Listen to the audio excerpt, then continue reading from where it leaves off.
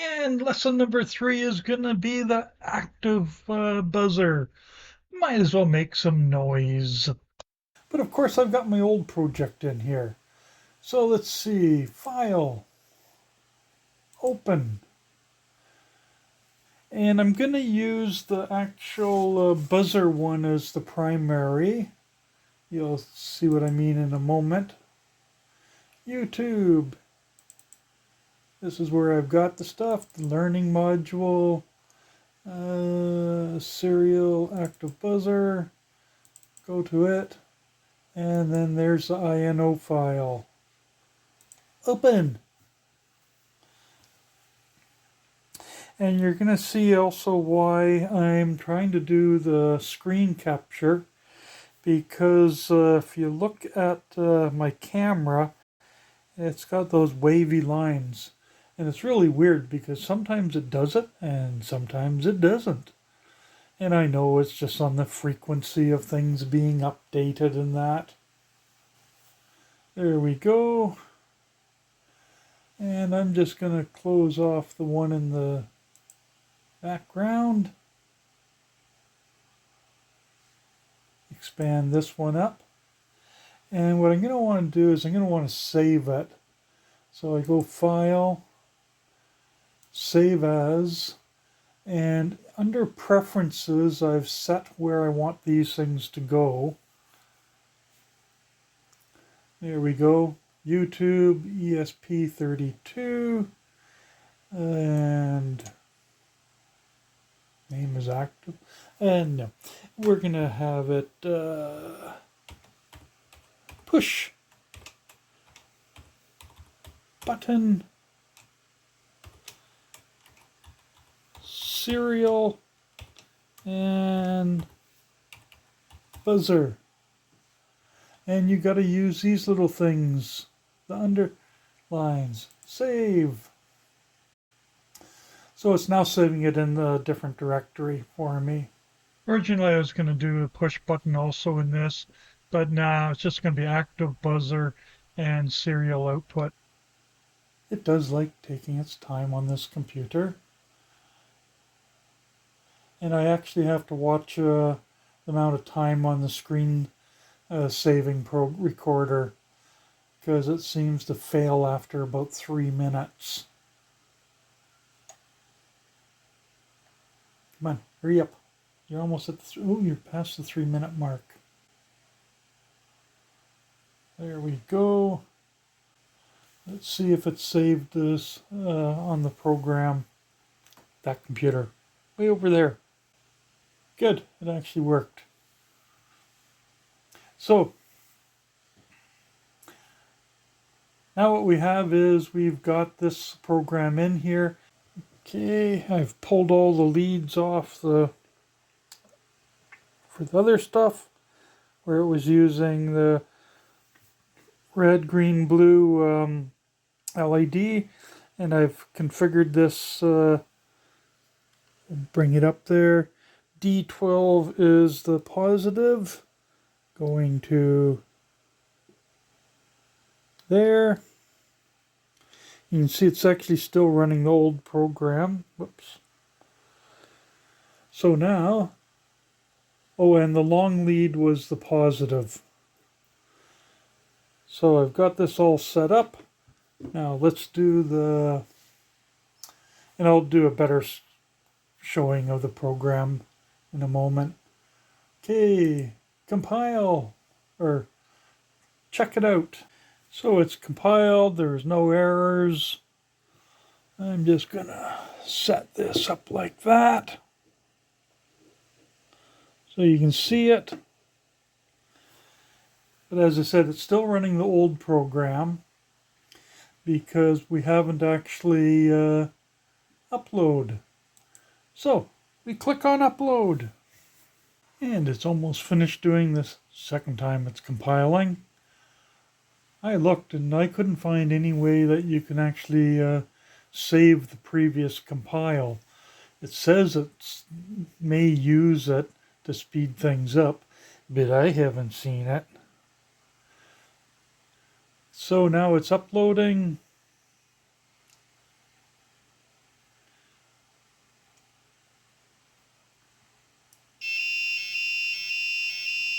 And there's the alarm.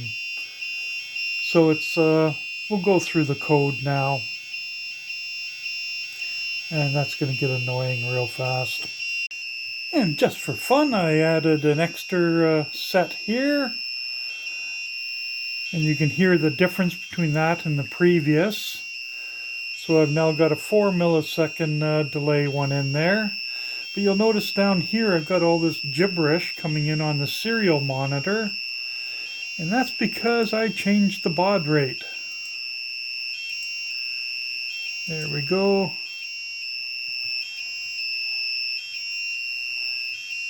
Because I want to make it annoying.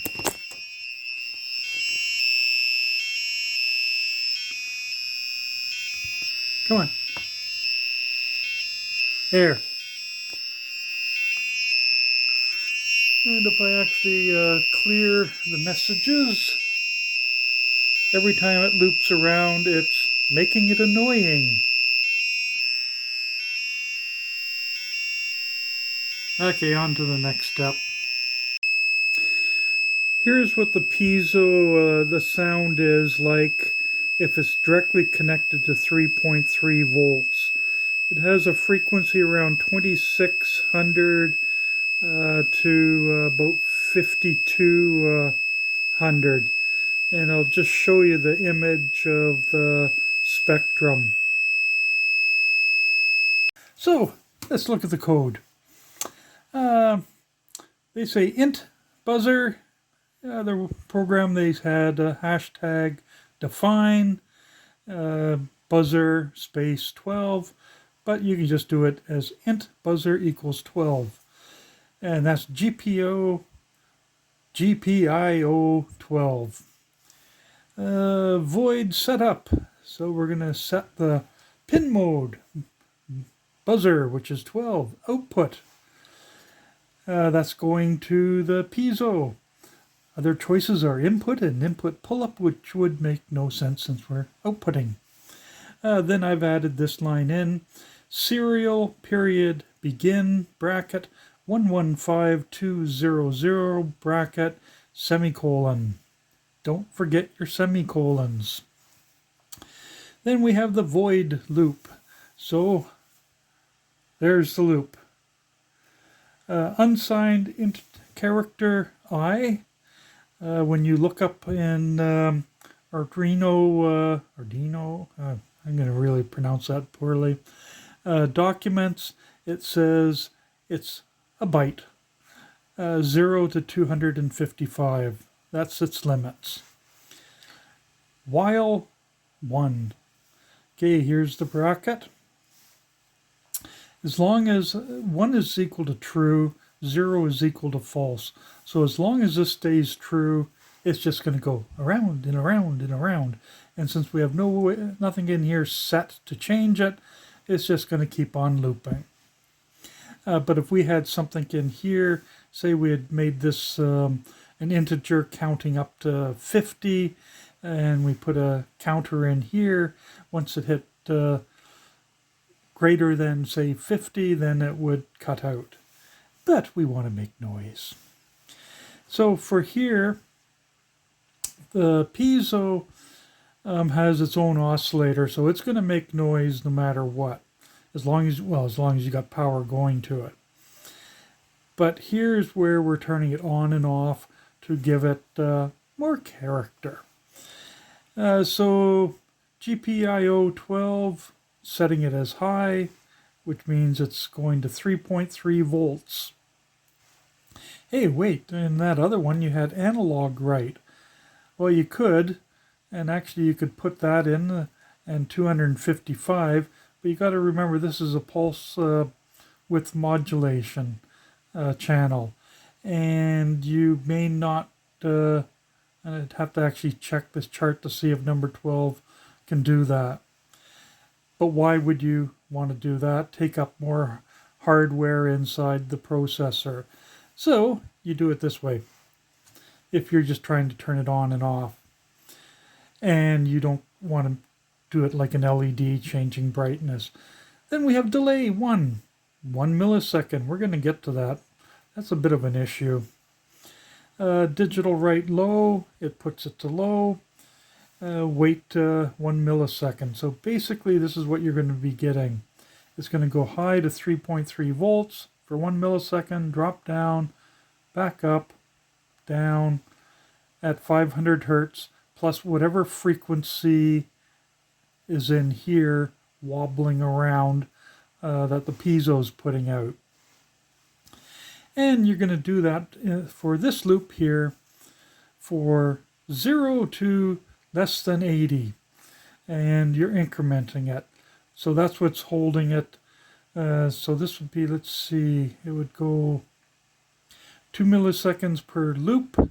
And you've got 80 loops. And that's how long this one's going to run. And then this one, they've set it for 100. So it's going to run longer at 2 millisecond delays. The rest is the same. So it's going to be like this, plus whatever frequency the piezo's set to. Now, and I got to check that. But there's a big limitation. Serial print line, making it annoying.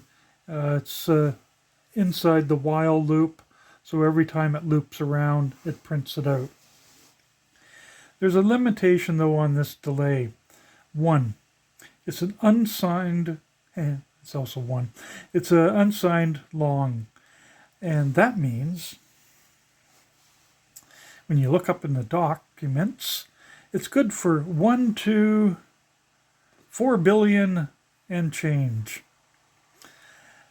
That's a lot of delay.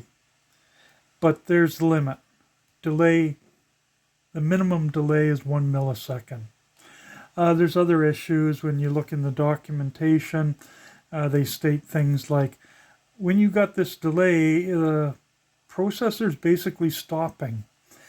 So it may not be doing anything else other than possibly looking at interrupts. So you're wasting time. Apparently, if you look in the documents, they show a different way of doing a delay where then the thing continues to work away at it. So would I use this for making annoying sounds? No. Oh, sorry, that way. Simply because using a 2555, yeah, 555, you could do it a lot cheaper. But, hey, we're learning. And this is kind of cute. As I said in the earlier part, that's the sound if you're just putting in a pure 3.3 volts. And it oscillates at around 2600 with a very strong 5200 secondary, or vice versa. And then, of course, you're chopping that up. Chopping that up with the program. So this thing is neat, and this is another part of it. And my brain just turned off because it's getting late. So have a good night. Bye.